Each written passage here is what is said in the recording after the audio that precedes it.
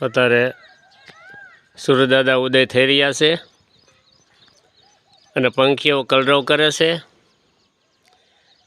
આજે ભાદ્રપદ માસ તારીખ 4/9 તો આજે એકમનો ભાગ છે, પછી 9:30 પછી બીજનો ભાગ આવી જાય છે।